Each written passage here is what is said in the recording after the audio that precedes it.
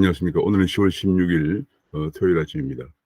제 뒤에 보이는 사진은 서울의 장충동공원입니다. 장충동공원 정말 아름답습니다. 산책 한 바퀴 돌면 아주 좋습니다. 오늘 경제 시사에서 시작하도록 하겠습니다.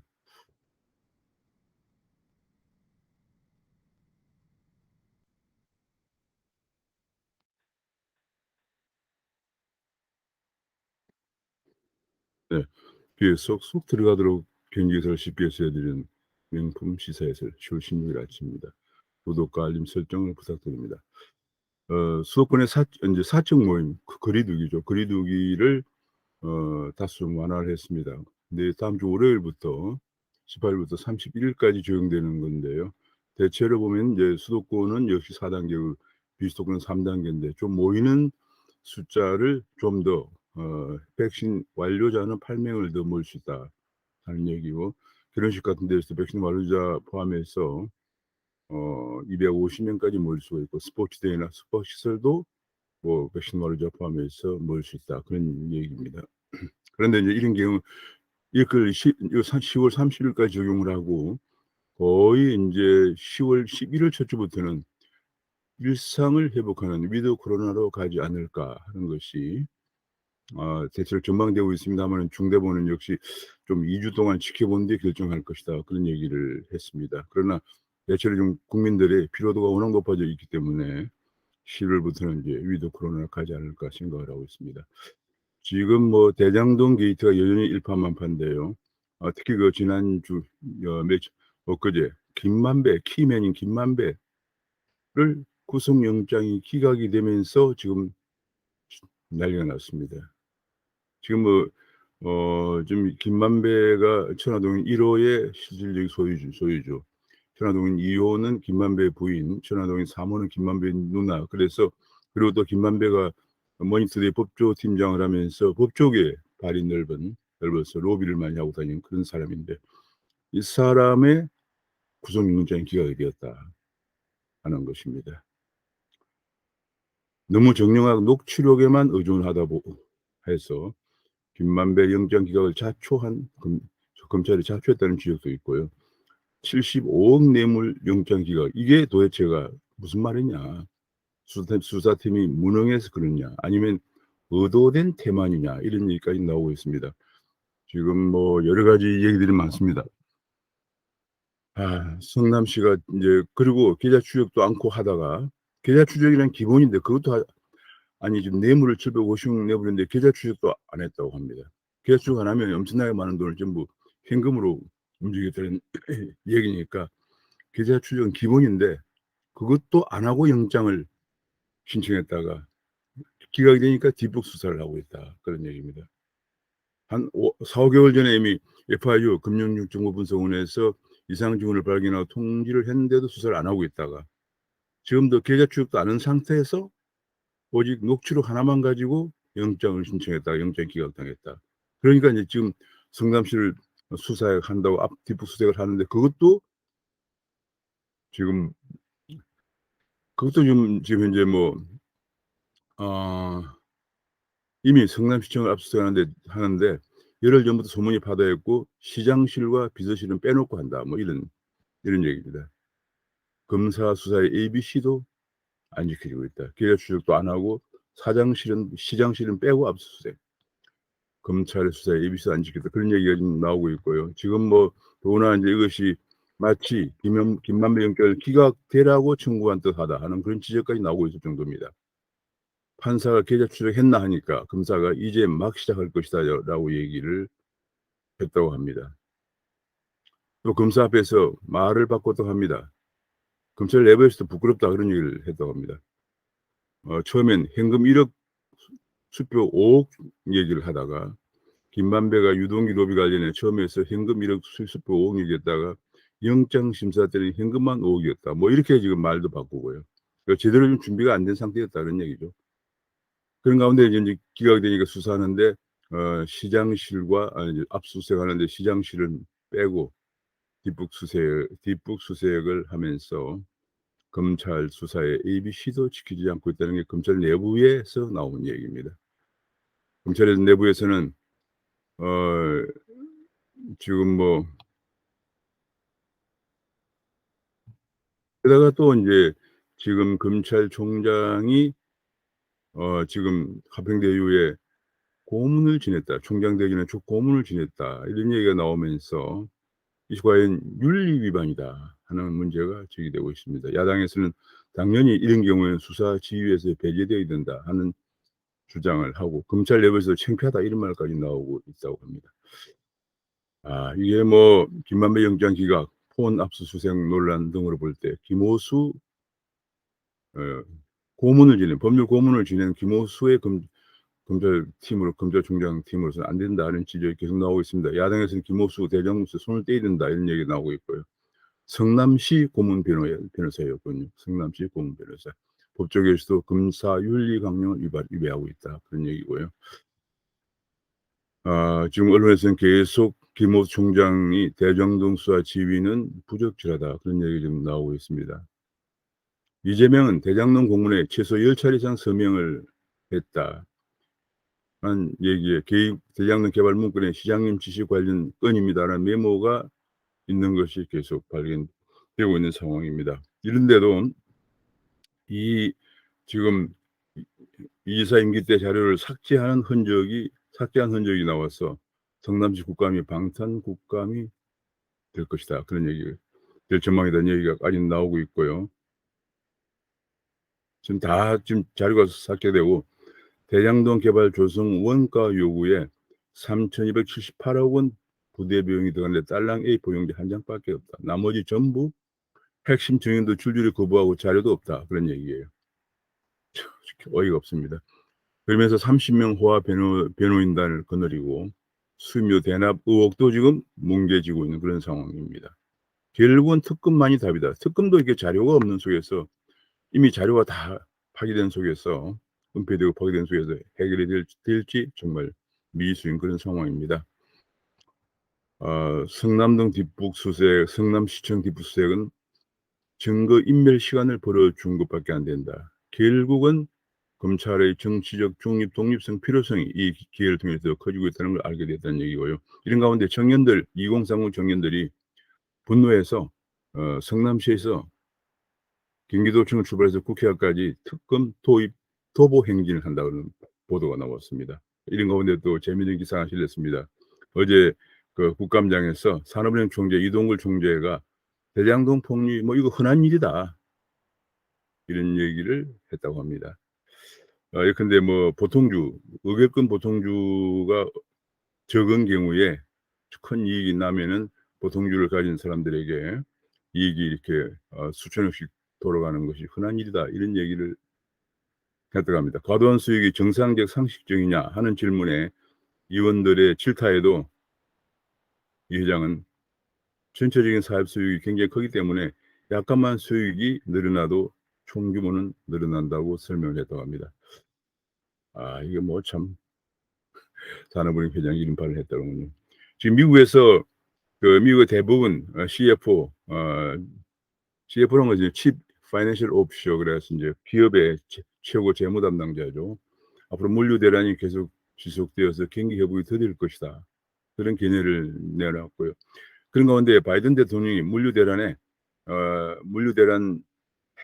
회의를 하는데 외국 기업으로서는 유일하게 삼성을 초청해서 협의를 했다고 합니다. 삼성은 바이든 대통령이 이렇게 얘기했답니다. 미국 가정 72%가 삼성 제품을 갖고 있다.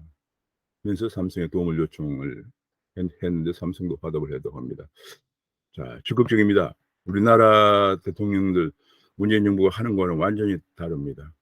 비록 뭐 좌파 정부이긴 하지만 같은 좌파 정부고 여러 가지 좌파 정책이 많지만은 이런 문제 해결을 위해서 직접 대통령이 나서는 이런 모습들 우리가 좀 배워야 될 부분이 아닌가 싶습니다. 그런 가운데 이재용이 드디어 미국으로 갑니다. 반도체 M&A와 투자 버튼을 누르기 위해서 가는데 빠르면 이달 말에 미국을 방문한다고 합니다.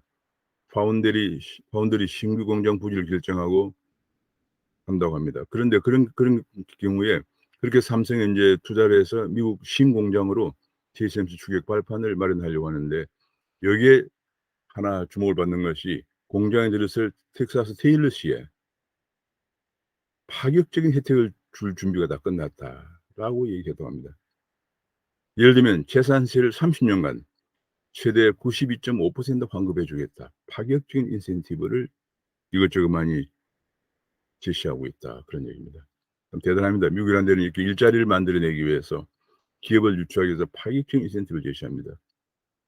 지금 그뿐이 아니고 인제 SK도 배터리 수소 반도체를 위해서 미국 3대 사업을 전방위 체크하기 위해서 미국을 최태원 회장도 이달 말에 미국 출장길에 갑니다. 우리나라 기업들은 지금 거의 해외로만 나갑니다.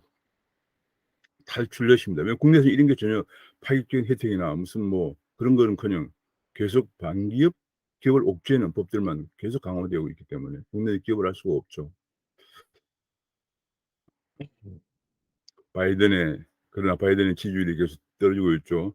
여기 9월 20 일에 44% 인데 10월 들어서 30% 까지 떨어졌다 합니다. 왜냐하면 바이든이 지금 뭐 아프가니스탄 철군도 실패한 것으로 실정으로 지금 기록이 되고 지금 바이든이 복귀한 파리 기후 협약에 복귀해서 추진하고 있는 탄소 중립 시나리오 때문에 전 세계가 지금 LNG 가격이 급등을 하면서 에너지 인플레이션, 그린 인플레이션으로 몸살을 앓게 하는 단초를 제공하고 있고요.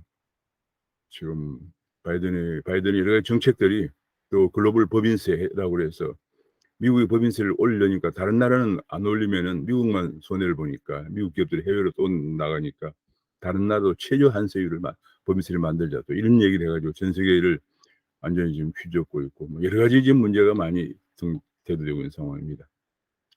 영국도 지금 코로나 때문에 외국인들이 출입이 어려워지면서 외국인 근로자 입국을 못해서 간병인도 없고 도축할 사람도 없다. 그런 얘기 나오고 호주에서도 광물을 못 구해서 철강성 생산이 축소되고 있다. 그런 얘기가 나오고요. 그런 가운데 지금 그러니까 이게 인제 자원들 개발을 못하니까 자원난인데 중국은 30년 전부터 아프리카에 고위를 보내고 있고 미국도 천연 자원이 보고인 북극에 눈을 돌고 있는 이런 식으로 인제 자원 개발에 굉장히 지금 각국이 주물 정말 매진하고 있는데 우리는 오히려 지난 몇 년 동안 이명박 정부 들어서 특히 자원을 개발해 와서 이미 이익을 하고 있는 것조차도 적폐라고 그래서 매각을 합니다. 옛날에 고증권 하는 건 전부 적폐다. 그래서 지금 매각을 하고 안타까운 모습을 보였습니다. 우리가 지금 어 일본도 정부 주도로 에너지 안보를 챙기고 있다 그런 얘기인데요. 지금 여기 하나가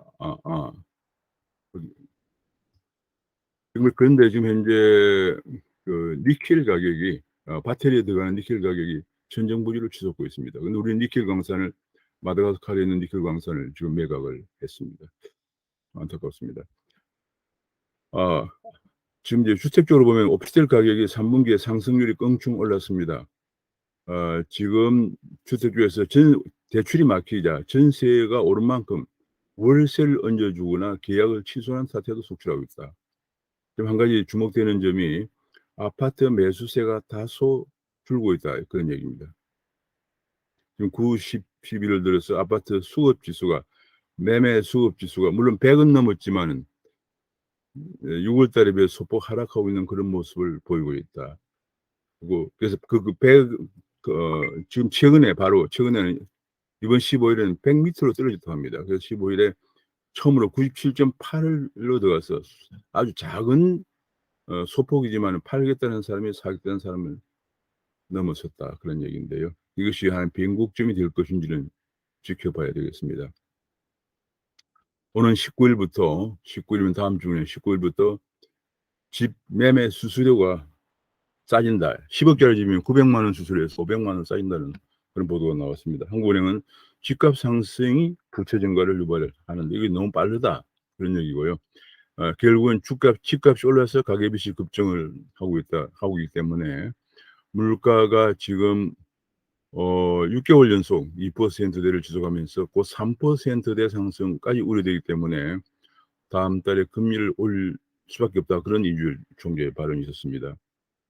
그런 가운데 가계대출 때문에 지금 규제를 하다 보니까 막무가내 규제 때문에 주택을 계약을 해 둬서 이 한 사람도 입주를 못하고 전세도 지금 대금을 계약이 마련 못해서 월세로 내려앉아야 될 사람들이 폭증하면서 결국은 어 일단은 다음 주부터 전세 대출을 일제히 재개하기로 했다는 금융당국의 발표가 있었습니다. 전세 대출 숨통은 트여 있지만은 대신에 신용대출이나 주담대를 더 조인다, 그런 얘기가 나왔고요. 이렇게 되면 이제 당장 급한 불은 끄겠지만 내년 초 다시 절벽이 올지 모른다, 이런 지적, 이런 우려까지 나오고 있습니다. 전세 지옥이라는 문 대통령 한마디에, 대선용 한마디에 허겁지겁 대출을 제기하는 금융위원장의 모습을 볼 수가 일단은 지적이 나오고 있고요. 이렇게 대통령 한마디에 대출 금지를 번복하는 하는 것이 국민이 실험실주의인가 하는 이런 지적과 국민들만 골탕을 먹이고 있다 하는 게 나오고 있습니다. 그런 가운데 지금 그렇지 제가 이거 대출을 규제한다고 할 때 굉장히 걱정을 많이 했었거든요. 왜냐하면 첫 번째 문제, 가장 큰 문제는 대출은 은행에서 자율적으로 심사를 해서 하는 것이죠. 대출선이 잘 갚을 수 있을 것인지를 여부를 심사를 해서 하는데 지금 저 금융 정책이 엉망입니다. 그러니까 심사를 하고 당국은 오직 거시 건전성 규제라고 그래서 거시적으로 문제가 있을 것인가 하는 어떤 거시 건전성 비율 같은 거, 이런 걸 가지고 규제하는 것이, 총량적으로 전체를 규제하는 것은 완전히 금융 중개 기능 자체를 부정하는 것이죠. 금융회사의 중개 기능 자체를 마비시키는 것입니다. 고신용자의 대출이 안 들어가면 은행들은 수익이 떨어지겠죠. 그러면서도 저신용자에 대해서는 또 지금 뭐 아주 원리금 상환 여부에 관계없이 만기 연장을 해주고 있는 이런 상황입니다. 제가 그래서 새로운 금융위원장 왔을 때 대출을 강력히 규제한다고 아주 의기양양해 할 때 제가 걱정이 됐습니다. 제가 쭉 지켜보니까 대부분의 금융위원장들이 모처럼 금융위원장의 막강한 자리에 오면은 항상 의기양양의 모습을 정책을 발표하고, 그다음에 그걸 뭐 예컨대 옛날에 뭐 최종구 금융위원장 같은 경우에 뭐 기술금융을 한다, 기술만 보고 돈을 빌려준다. 근데 전부 그것이 무늬만 기술인 기업들이 돈이 많이 나간 문제가 있고, 또 암호화폐는 또 아무것도 아니다 하면서 규제를 한다든지, 은승수 금융위원장 시절에도 뭐 여러 가지 정치금융 시절이 로 지금 말썽을 많이 피우다 결국은 은승수 위원장이 사실은 홍남기에 이어서 부총리까지도 얘기가 됐지만은 그로 인해서 낙마를 했습니다. 너무 의혹이 정부의 코드를 맞춰서 너무 과잉 의혹 금융 정책을 해야다 낙마가 됐겠는데, 이번에 새로운 금융위원장 또 오자마자 또 가계부채를 총량 규제를 가져간다고 난리를 피는 바람에 제가 걱정이 안 될 수가 없습니다. 이 대본다 보면은 지금 이런 분들이 이 금융의 기본에 관해서 좀 이해를 좀 더 해야 될 상황이 아닌가 싶습니다. 빅테크, 여기도 보면 빅테크에 치여서 적자가 쌓이는데 카드 회사들이 카드 수수료도 인하는데, 카드 수수료는 금융의 가격이죠. 지금 전방위로 총량 규제하는 데다가 금융 상품의 가격까지도 지금 개입합니다. 무소불위에 개입을 합니다. 이런 우리나라 금융 산업이 세계 30위권 밖으로 낙후되고 있는 그런 상황입니다. 자, 재산세 쪽에, 상속세 쪽에서 유산세 쪽이 아니고 유산 취득세 쪽으로 바뀔 가능성이 있다고 홍남기 부총리가 얘기했다고 합니다. 약간 과세 방식이 다른데요. 유산 취득세는 상속인별로 상속하는 재산에 대해서만 과세합니다. 지금은 비상속인의 재산에 세금을 매긴 후에 이걸 나누어서 내게 하는데, 그러니까 세금이 굉장히 많은 거죠. 금액이 많으니까. 지금은 상속인별로 나누어 상속한 재산에 대해서 과세를 아무래도 세금을 좀 더 낮추는 그런 효과가 있다고 얘기합니다. 주 52시간 때문에 중소기업들의 고통이 이만저만이 아닙니다. 인건비는 최저임금이 올랐는데 주 52시간을 해야 되고 주휴수당까지 줘야 되니까 중소기업의 인력 인건비 부담이 큰 데다가 이것 때문에 사람을 쓰지 못해서, 제가 웬만한 식당 같은 데 가보면 종업원들이 바쁜 시간에 종업원이 일손이 부족해서 난립니다. 뭐 비단 그뿐이 아닙니다. 이 노령청, 노장년들이 퇴직하고 뭐 한 달에 한 200만 원 정도 받고 일을 하려고 그래도 최저임금 때문에 최소 300만 원 줘야 되기 때문에 고용주들이 채용을 할 수가 없습니다. 그러다 보니까 이제 전부 70만 개 정도는 허드렛 일자리, 한 달에 20-30만 원 받는 허드렛 일자리에 내몰리고 있는, 세금지도 일자리 내몰리는 그런 상황입니다. 이 주 52시간을 좀 탄력적으로 적용해야 할 필요가 있다고 생각됩니다. 청년 창업 기업 3곳 중 2곳은 매출이 제로다, 그런 얘기가 나와요. 6년간 1,035억 원을 지원했는데 세 곳 중 두 곳은 매출이 제로였다. 그런 보도가 어제 요식 국감에서 나왔습니다. 정말 문제가 많이 이게 돈을 엄청 부은 거죠. 지금 6년 동안 1,515 곳에 1,027 곳은 매출이 지난해 제로였다. 그런 얘기인데요. 지금 뭐 이게 큰 문제입니다. 이게 좀 이러다 보니까 돈만 쏟아붓는 식이 되는데요. 지금 이게 말이죠. 이렇게 청년들이 창업 자금을 지원받아 가지고 한 두어 번 하다 보면은 그 청년은 이미 나이가 들어서 갈 데가 없습니다. 청년들도 완전히 어렵게 만드는 거죠. 지난 10 년간 3,539억 원을 투입했다 이런 얘기도 나오고 있고요. 이렇게 돈을 풀어주는 것만으로 사업이 되지 않습니다. 정부는 기업 육성을 해야 되는데 기업 육성보다는 일회성 현금 퍼주기에 치중을 하다 보니까 이런 일이 발생을 하고 있다. 그런 얘기고요. 이러다 보니까 미래 고용까지 망치고 있다. 이미 세금을 많이 쓰니까 그런 거죠. 최근에 인제 배달이 늘어나면서 배달료가 차고 나면 오릅니다. 업주는 미치는데 소비자는 또 물건값보다 배달료를 더 보태니까 배보다 배꼽이 더 크다. 이런 불만이 쌓여지는 상황 속입니다. 매장 따로 배달 따로 하니까 지금 배달료가 뜨거운 감자가 되고 있다. 그런 얘기입니다. 지금 그런 가운데 지금 택배 노조가 CJ 대한통운 배송을 거부하는 부분 파업을 또 하고 있다. 소비자를 볼모로 지금 원청업체가 책임을 져야 한다. 사용자 책임을 인정을 하고 있습니다. 사실은 택배 회사가 있고 또 택배는 또 개인 사업자로도 분류가 되어 있는데 원청업자인 CJ 대한통운의 모든 책임을 사용자 책임을 인정을 하라고 요구하면서 파업을 하고 있다. 이런 얘기입니다. 참 끝이 없습니다. 그런 가운데 중대재해법도 발등에 불이다. 위반되는 회사의 문을 닫을 판이다. 게다가 뭐 최근에 보면 또 전기요금도 올라 가지고 전기요금이 생산 비용의 35%까지 올라가고 있다. 그런 얘기가 지금 나오고 있습니다.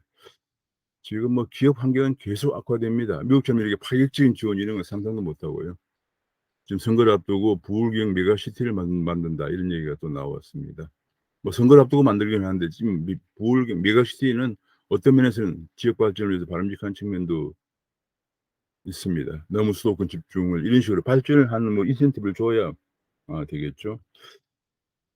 이해진과 손정희가 네이버의 이해진과 일본의 야후의 손정희가 2차 동맹을 한단다 해서 인공지능 회사를 만든답니다. 이해진과 손정희는 이미 벌써 네이버와 저펜 야후가 손을 잡고 지홀딩스라는 지주회사를 만들어서 알리바바에 대항하는 하고 있습니다. 미국과 중국의 공룡기업을 견제할 지홀딩스를 한 대 이어 두 번째로 인공지능 회사를 만든다. 지금 앞서 우리가 삼성, SK 봤지만 이해진, 네이버 뭐 국내에서 계속 규제만 하고 하니까 모두 해외로 나갑니다. 국내 일자리가 생길 수가 없습니다. 지금 뭐 그런 가운데 한 가지 예술 쪽에서 키아프라고 그래서 한국 국제 아트 페어라고 하는 데서 첫날 매출이 350억을 기록했다. 젊은 사람들이 이제 아트까지 투자한다. 세금이 없는 아트 미술품에 미술 투자 열풍이 불고 있다. 그런 얘기가 나오고 있고요. 지금 OTT 바람이 열풍입니다. 이번에 뭐 오징어 게임에서 대단히 선풍적인 인기를 몰았지만 넷플릭스, 티빙, 디즈니 애니 뭐 등등 지금 우리나라의 넷플릭스 OTT 시장 규모가 지금 엄청나게 증가하고 있습니다.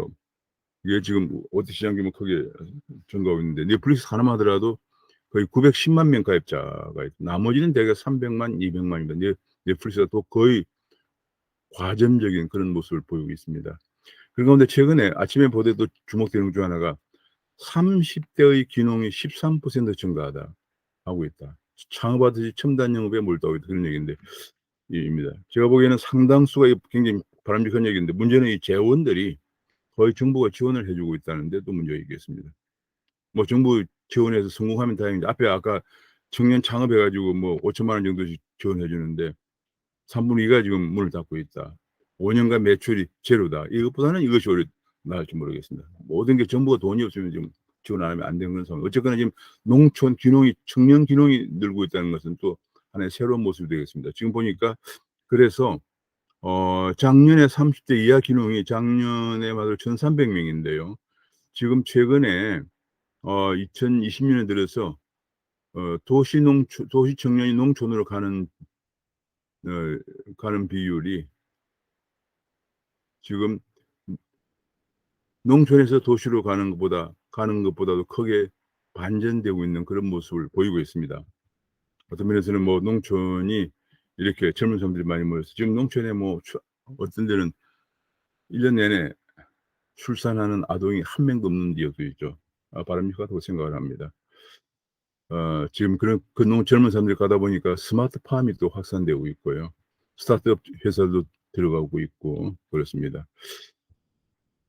자, 지금 정부가 빅테크 기업들, 구글이라든지 이런 애플, 구글, 페이북 같은 IT 기업들이 미국에서도 너무 독점적인 피해가 커지면서 백악관과 의회에서도 철퇴를 가하고 있다. 초당적인 규제 입법을 예고하고 있다는 얘기가 나오고 있습니다. 여기 리튬 가격이 나오고 있네요. 중국의 리튬 가격이 1년 사이에 4배가 뛰었다. 이게 전기차 수요가 급증하면서 배터리의 원료인 리튬 가격이 올라가는데 우리나라는 해외에서 개발한 리튬도 계속 광산도 적폐로 몰아서 팔아치우고 있습니다.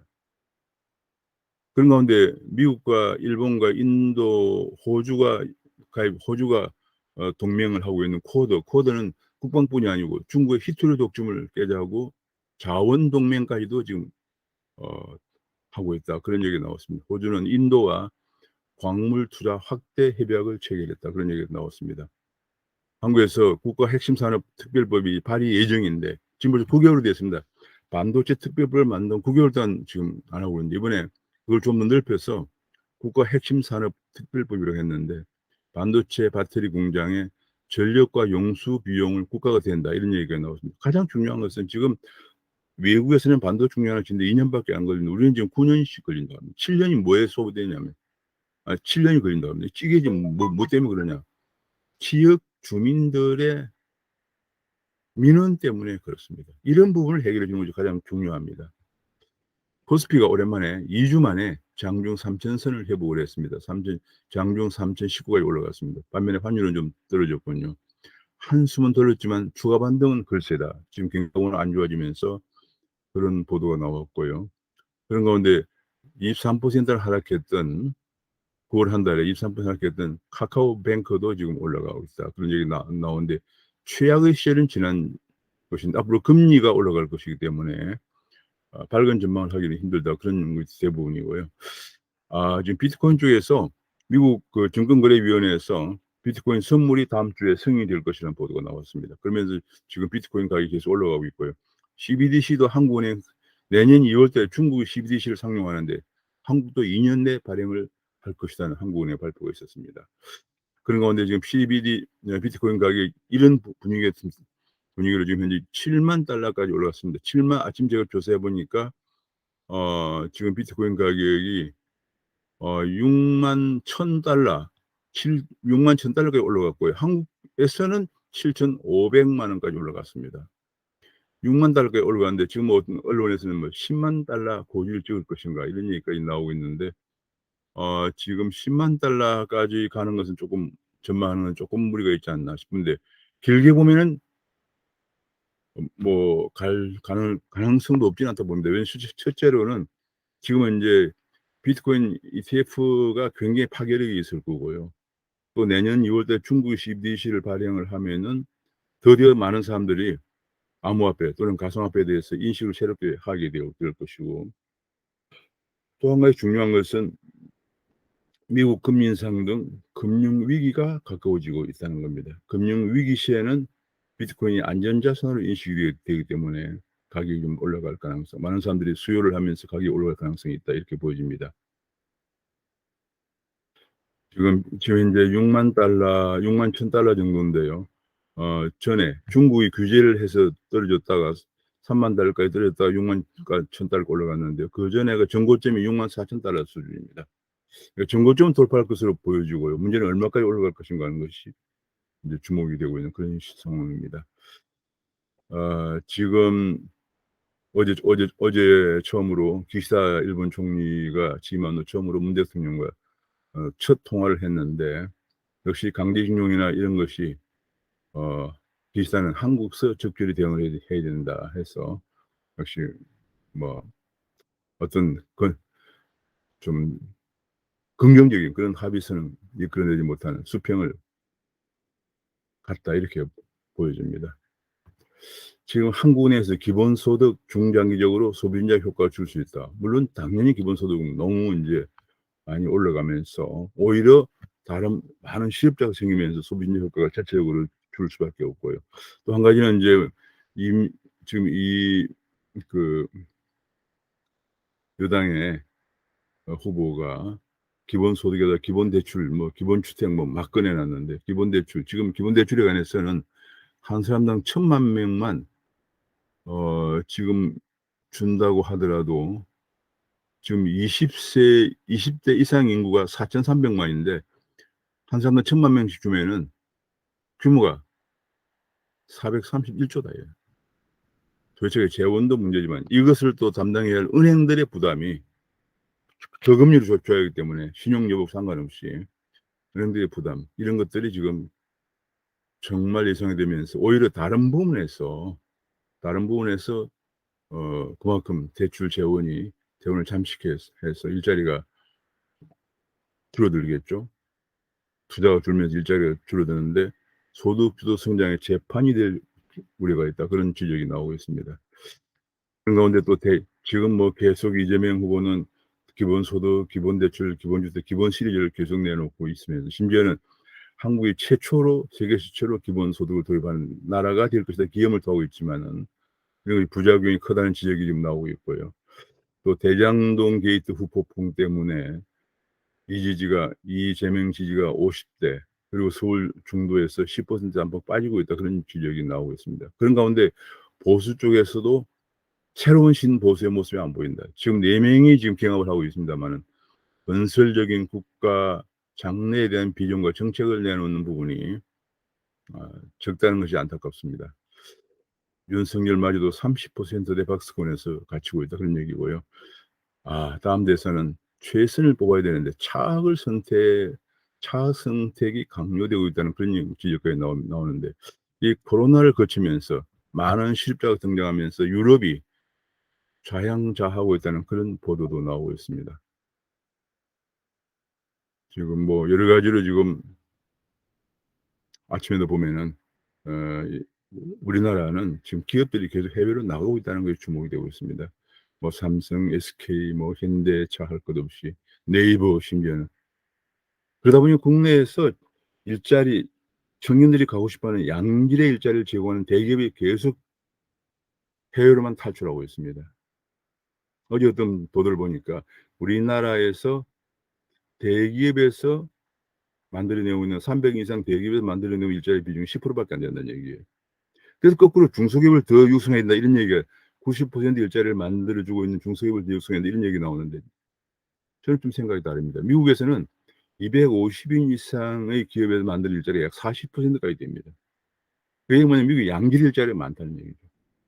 저는 그걸 생각하면 우리나라는 300인 기준으로 보는데 이 10%를 최소 한 20% 넘어서야 청년들이 그래도 가고 싶어하는 양질 일자리가 나오는 것이 아닌가 싶습니다. 청년들은 지금 중소기업에 가라고 하지만 여러 가지 인센티브를 주지만 안 갑니다. 그 자리에는 외국인 노동자들이 차지하고 있고, 청년들은 지금 놀면서 구직을 다니지만 며칠 전 보도를 보면 대학 졸업생의 65%가 구직 단임자다, 이런 얘기까지 나오고 있을 정도입니다. 청년들이 가고 싶어하는 양질 일자리를, 그것도 민간 부문의 양질 일자리, 특히 대기업이 만들어내는, 청년들이 가고 싶어하는 대기업이 만드는 일자리를 정부가 여러 가지 방향으로 투자 환경을 개선해서 만들어주는 것이 가장 중요하다고 생각을 합니다. 오늘 여기서 마치겠습니다. 감사합니다.